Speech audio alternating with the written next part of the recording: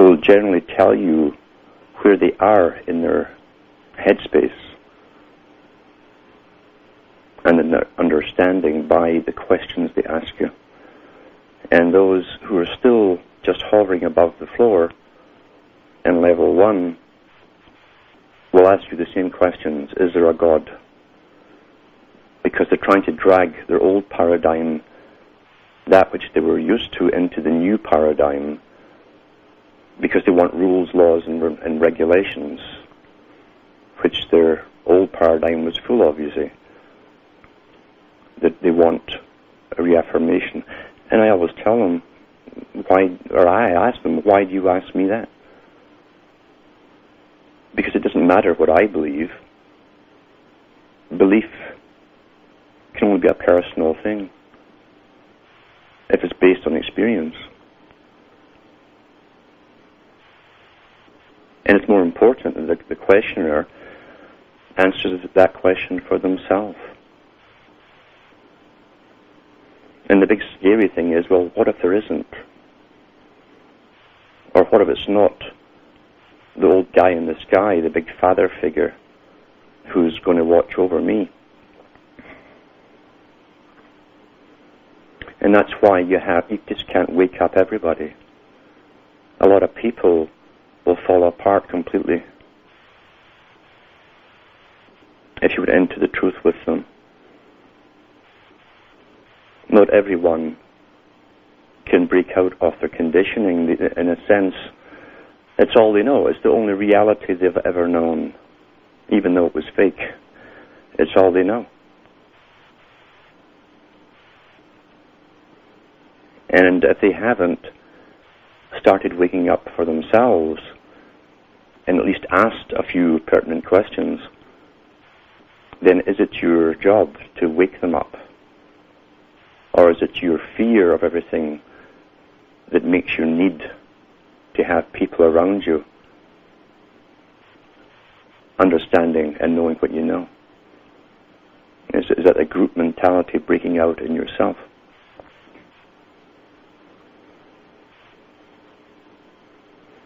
The world is going through massive changes, always has been. The culture has been turned upside down, not for the first time. Go back to Plato again, he talked about it 2,300 odd years ago.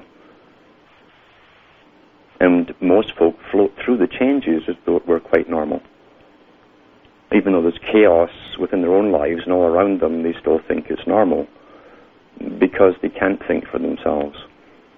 They only think what the media tells them to think, like Mr. Kissinger said. And he should certainly know.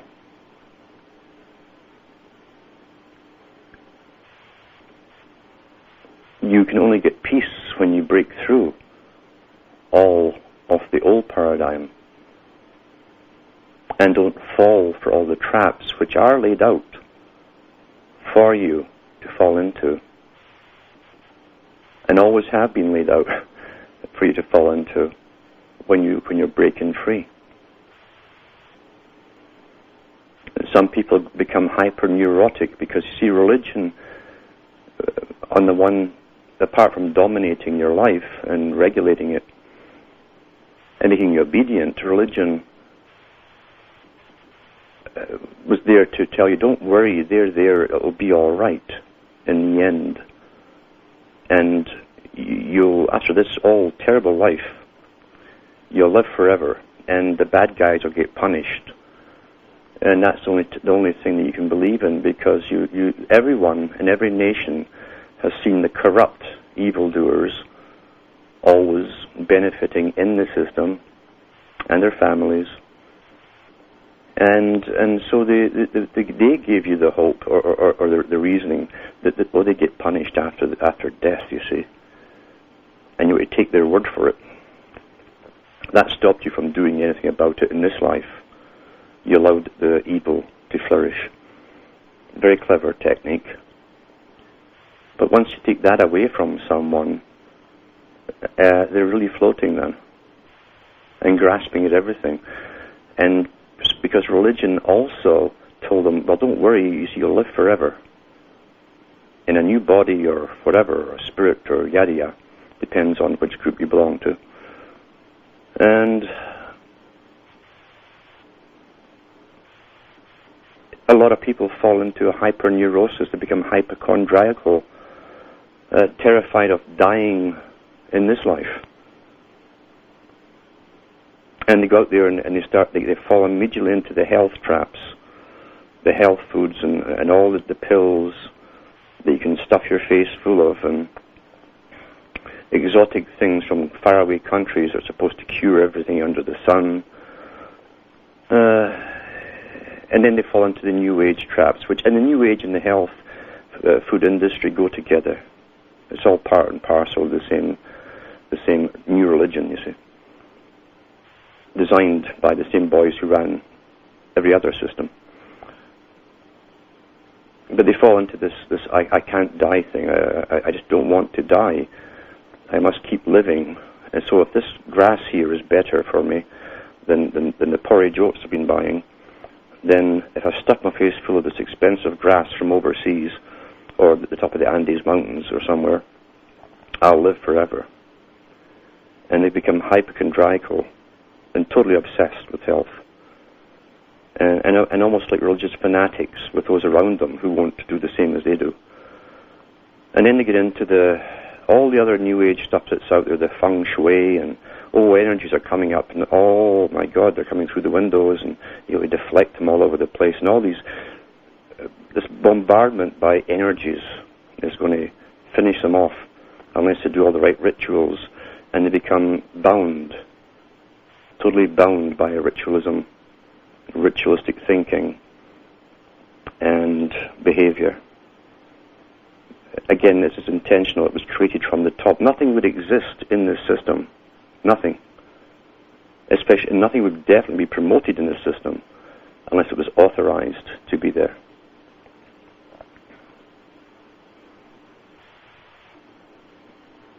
And yet, people will say, well, is there no hope? And I tell them, well, it depends how you view the outcome. And traditionally, in the West, because we've been taught groupthink all the time, and we've been taught nationhood and us against them, there's always a them somewhere, we've been taught that we all sort of go together in heavenly chariots, all together to the same place. And that's all nonsense. It's nonsense. Even in Christianity, I don't think the one they're founding it after ever said he came to save everybody. Broad was the way that led to damnation. Narrow was the way for the few to go. And there's a deeper truth there than people realize. And it's an eternal truth, you see. That wasn't the first time that had been written down. And in fact, most of the things in the New Testament were all said long before, over and over again, because there are eternal truths built in there as well.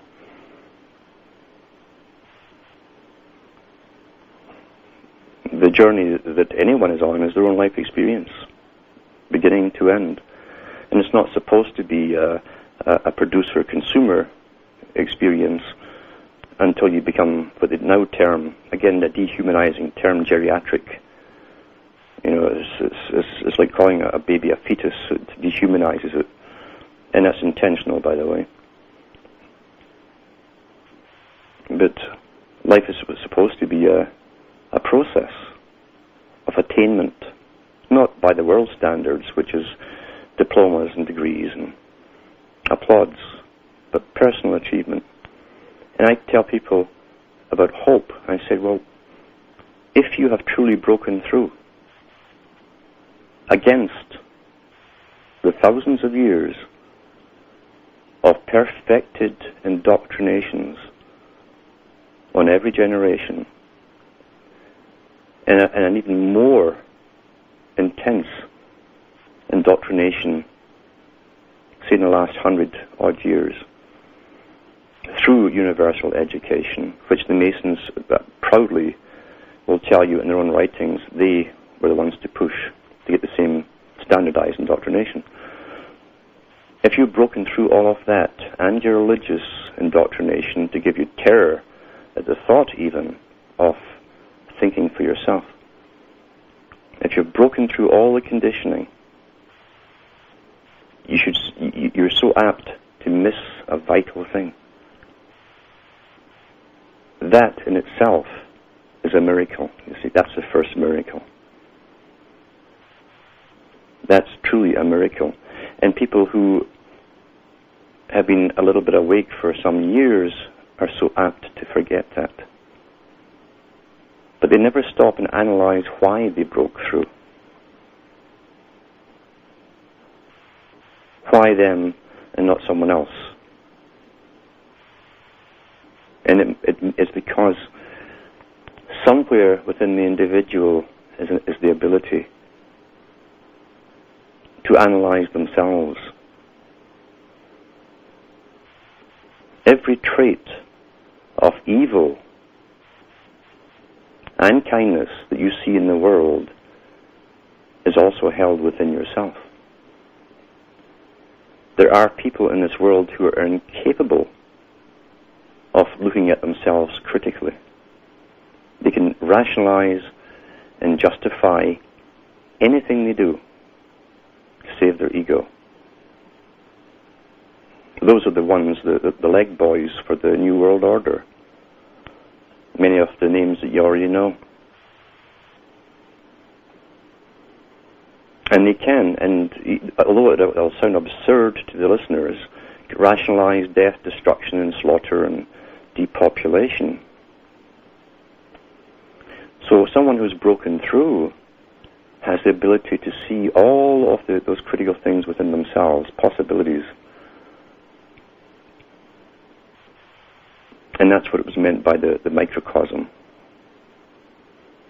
Everything that has happened in the world and can happen, the potentials are all within yourself as an individual.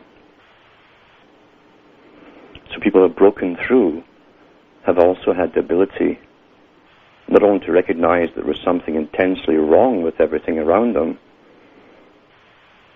but they also have the ability to reflect upon themselves. Because how could you possibly scream about the New World Order and what's coming down the pike if you haven't thought out a process of how to steer everything in a different direction? They all want the change. Everyone wants the change, but it's just that they want a leader to do it all for them. That, again, is the groupthink mentality that the West has been totally indoctrinated with. They've never thought out the process of, we know where this is all heading, how should or could it be? And if they get to that stage, they'll still think in groupthink, like we, us, against them. And you'll find there's just as many of them, the Kissinger types, at the bottom levels of society, scattered through occupations, as there are at the top. Actually, there's more down at the bottom levels. The same traits are showing within them. And there's people that you probably know around you who have those traits. They work as petty officials, or they're in police or military or something to do with authority because they love authority. And I've been through that in previous talks, the authoritarian figure. The sadomasochism, the sadomasochist shows masochistic behavior towards a superior because he craves that power, he worships power, and when he gets it, he is the sadist. He's also the sadist to those beneath him, while he's groveling to those above him. The problem isn't just a small elite at the top. manipulating all of this. Yes, they have the power. Yes, they have the agenda.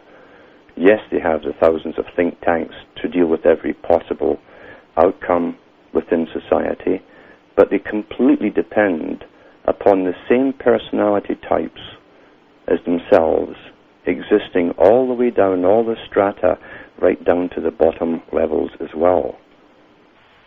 And so there's no clear definition of us or them.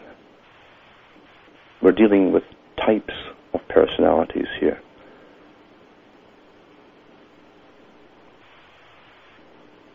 How many people truly,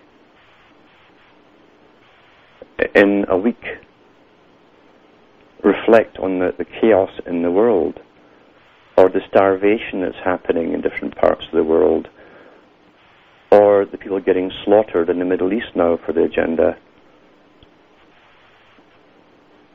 and families getting wrecked and bombed and shot, and by it doesn't matter whose side is doing it, the doers are the same personality types, pro or against. But how many people truly sit and think about these things and go off and ponder?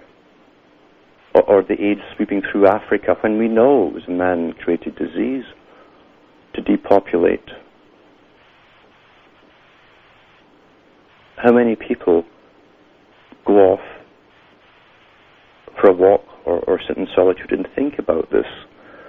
See, most people truly want diverted from all of that. Yeah, they'll scream and shout about their own rights getting lost. They'll scream and shout when they feel the force around them getting closer to themselves. So all you're really seeing is a reaction to individuals being touched by the evil that's all around them. It's almost like screaming if someone burns you. In fact, it's very much like that. Whereas, how many of them would be screaming at all if they were not being burned? It was just everyone else around the planet that was being burned. Would they give them a second thought? You see, we're tremendously, tremendously selfish.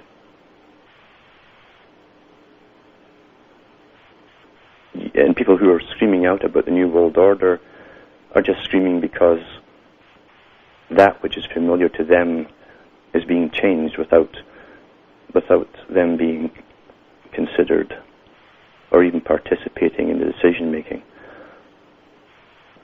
The world has been a hell for a lot of people for an awful, awful long time.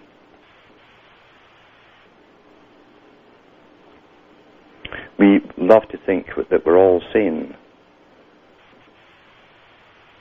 But what would you call sanity? What is sanity? What is civilization? What is progress? Who defines these things for us? When you stand back and look at most eras down through history, and people look back with nostalgia, they make movies, nostalgic movies, about fictional 8 times. And the closest they get to reality is to show you an upper middle class and the little things that absorb them, little dramas they go through under the guise of fantasy or drama. And yet they never tell you the other side of the story when the masses of people were suffering horribly in squalor and poverty. We don't want to look at that as too depressing. And that which we will not face will be repeated on every generation until we do say enough, enough. The system we are living in, if we take away all the flags and the banners and the propaganda and the tinsel, this system is anti-human. There's nothing human about it. It's anti-human. It croaks the life out of humanity.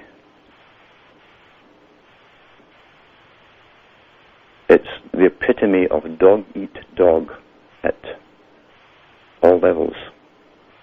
And this is the system we're being taught is the only way to go. And then we wonder, as everyone competes against everyone else as they leave school, they're all trained to compete and run after the carrots and elbow everybody else out the way as you try to grab that carrot. That's called civilization. No, this is anti-human behavior. So why would anyone want to save it?